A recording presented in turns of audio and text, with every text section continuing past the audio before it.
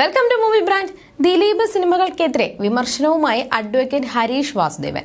നല്ല ഹാസ്യവുമായി പുതിയ പിള്ളേർ സിനിമ എടുക്കുന്നു, എന്നാൽ ഇപ്പോഴും ദിലീപിന്റെ നിലവാരം നോക്കൂ എന്നാണ് ഹരീഷ് വാസുദേവൻ ഫേസ്ബുക്കിലൂടെയുള്ള പങ്കുവച്ച കുറിപ്പിൽ പറയുന്നത്. കുറിപ്പിന്റെ പൂർണ്ണരൂപം ഇങ്ങനെ: പണ്ടൊരു ഇന്റർവ്യൂവിൽ ശ്രീനിവാസന്റെ ഒരു ഡയലോഗുണ്ട്, ഞാൻ ചെയ്ത 100 പടങ്ങളല്ല നിലവാരമില്ലെന്ന് കണ്ടു ചെയ്യാതെ വിട്ട 1000 പടങ്ങളാണ് മലയാള സിനിമയ്ക്കുള്ള എന്റെ ശരിയായ സംഭാവന എന്ന്. അതുപോലെയാണ് കഴിഞ്ഞ 10 വർഷമായുള്ള ദിലീപ് പടങ്ങൾ. ദിലീപിന്റെ കോക്കസ് മാത്രമായി സിനിമാ ലോകം കീഴടക്കിയ ആ കാലത്തെ പടങ്ങളുടെ നിലവാരം നോക്കൂ. ദിലീപിന്റെ സിനിമകൾ കാണാതെ ആ പടങ്ങൾ പൊട്ടിച്ചാണ് നല്ല ഹാസ്യവുമായി പുതിയ കുറെ പിള്ളേരും വന്നത്, പുതിയ അഭിനേതാക്കൾ വന്നതും, പരീക്ഷണങ്ങൾ പിന്തുണയ്ക്കാൻ പുതിയ നിർമ്മാതാക്കൾ വന്നതും.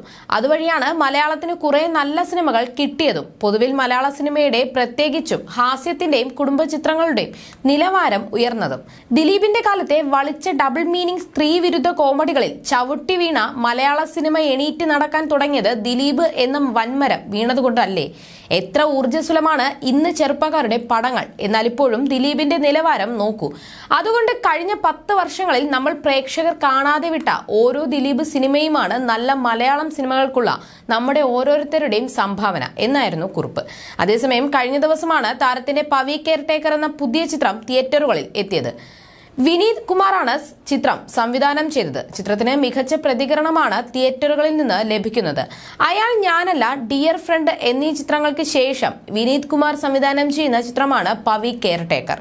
മലയാളികളെ നോൺ സ്റ്റോപ്പായി പൊട്ടിച്ചിരിപ്പിച്ച ഒരുപാട് ദിലീപ് സിനിമകളുടെ തുടർച്ചയാണ് വിനീത് കുമാർ സംവിധാനം ചെയ്ത പവി കെയർടേക്കറും എന്നാണ് പുറത്തുവരുന്ന റിപ്പോർട്ടുകൾ. ദിലീപിനൊപ്പം എത്തുന്ന 5 പുതുമുഖ നായികമാരാണ് പവി കെയർടേക്കറിന്റെ മറ്റൊരു പ്രത്യേകത. ഞാൻ സിനിമ ചെയ്യാൻ തുടങ്ങിയ കാലത്തെ ടെക്നോളജി അല്ല ഇപ്പോൾ മേക്കിംഗ് രീതിയും ഇതല്ല എന്നാണ് അടുത്തിടെ ദിലീപ് പറഞ്ഞത്. പക്ഷേ ഇതിൽ നമുക്ക് ഒറ്റ ഗുണമേ ഉള്ളൂ, അത് നമ്മുടെ പ്രാക്ടിക്കൽ എക്സ്പീരിയൻസ് ആണ്. പ്രസൻസ് ഓഫ് മൈൻഡും പ്രാക്ടിക്കൽ എക്സ്പീരിയൻസും നമ്മളെ ഒത്തിരി സഹായിക്കാറുണ്ട്. എന്നെ സംബന്ധിച്ച് ഒറ്റ കാര്യമാണ്, പ്രേക്ഷകർ നമ്മളിൽ നിന്ന് കൂടുതൽ പ്രതീക്ഷിക്കുന്നുണ്ട്. സിനിമ മാത്രമാണ് നമ്മുടെ ലോകം, എനിക്കെല്ലാം സിനിമയാണ്, സിനിമയ്ക്ക് അപ്പുറമൊന്നുമില്ല, നമ്മുടെ ജീവവായുവാണിത്, ഒരു നിധി പോലെ നമുക്ക് കിട്ടിയ സിനിമ. നമ്മൾ ഇതിന്റെ പിന്നിൽ നടക്കുമ്പോൾ നമ്മുടെ വളർച്ച പോലും നമ്മൾ അറിഞ്ഞിട്ടില്ലെന്നും ദിലീപ് പറഞ്ഞു. അതിന്റെ ഇടയിൽ എന്നോട് എന്തിനാണ് ഇത്ര ശത്രുതയെന്ന് അറിയില്ല. നമ്മൾ മനസ്സാ വാച അറിയാത്ത ഒരു കാര്യത്തിന്റെ പേരിൽ 6-7 വർഷമായി പോവുകയാണ്.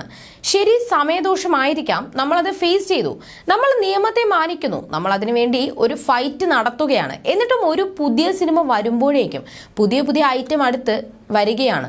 കുറെ വർഷങ്ങളായി ഇത് തുടങ്ങിയിട്ട്. എന്നെ അടിക്കാൻ ശ്രമിക്കുക എന്ന് പറഞ്ഞാൽ എന്റെ കൂടെ നിൽക്കുന്ന കംപ്ലീറ്റ് ആൾക്കാരെയുമാണ് അടിക്കുന്നതെന്നും ദിലീപ് പറഞ്ഞിരുന്നു.